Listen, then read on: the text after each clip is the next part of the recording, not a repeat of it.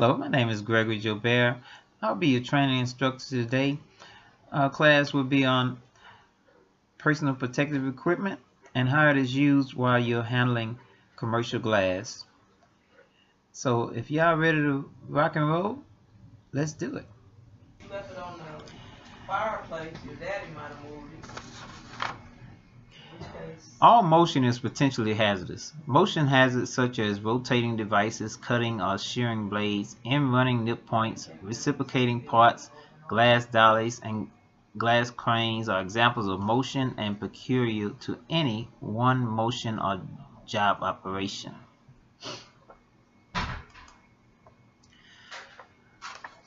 Our objective for this class is to learn how to handle commercial glass, and you're also going to learn the limitations and necessities of PPE, and we're going to go through a few techniques used to handle the different types of glass, like annealed and tempered especially, and the procedures required when doing so. We think PPE has been necessary for as long as there have been men working on with equipment. Anything to help to prevent the exposure to any type of injury can't hurt the situation, and we do PPE helps to minimize that, and it also complements existing controls to enhance the personal protection.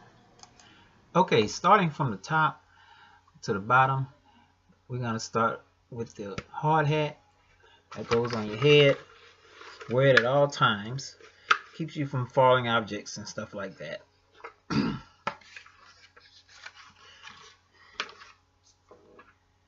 Next, you're going to have your glasses. These are usually Z87 rated glasses. They're impact resistant, so stop things from hitting you. And also you can get some that have side shields. Next, you have the hearing protection, because things can get loud in a glass manufacturing factory. So you keep these on. Usually they get them to where they're rated about 80 decibels or higher. You probably need those glasses. You can get the ones that have the foam too, but these are the best I like.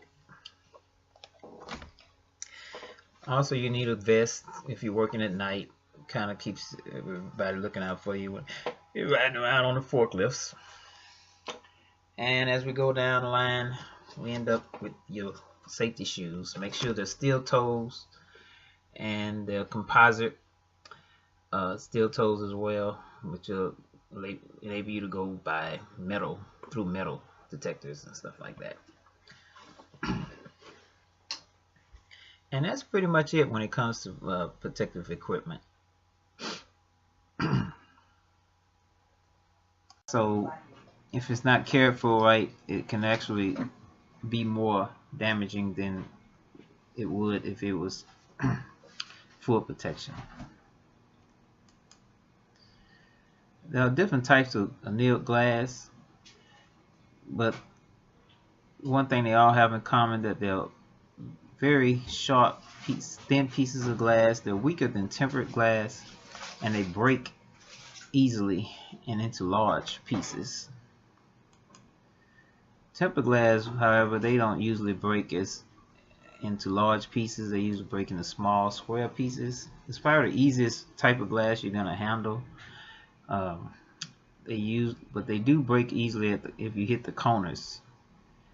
They're kind of probably the only glass that you can handle barehanded and won't get cut as easily as you would handling annealed glass.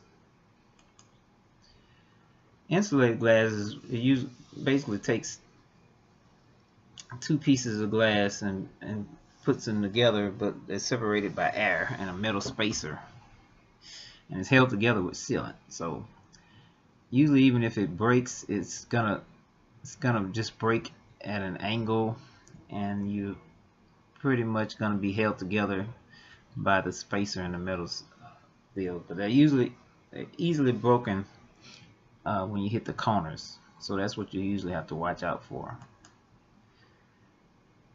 Here are the examples of the way tempered glass would break versus annealed. When you get your PPE on a certain site, wherever you're at, make sure, and you have to wear gloves. That'll be the main thing. If you're not wearing anything for PPE, you want to have gloves on handling glass,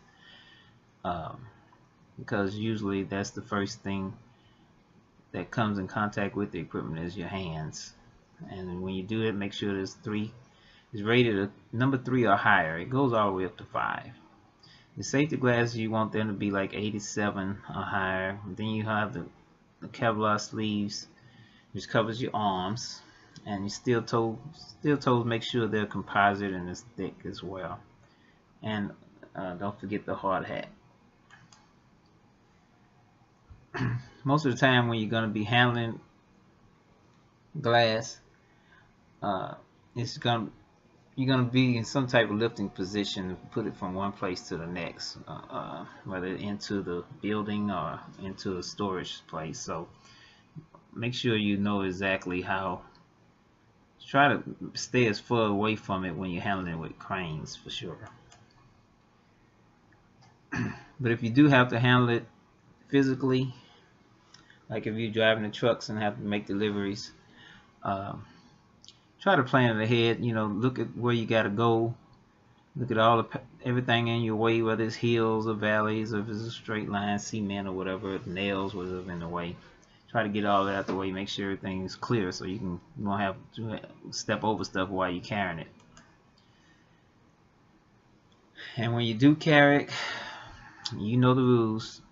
Keep those knees bent so you can lift it with your legs. Even if you got skinny legs, it's better than your back.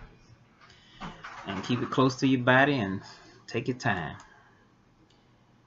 Use suction cups that are in good shape when you use it with cranes, and try to keep it away from your body when you use it with a crane as well, and let everybody know around you that you got that thing moving.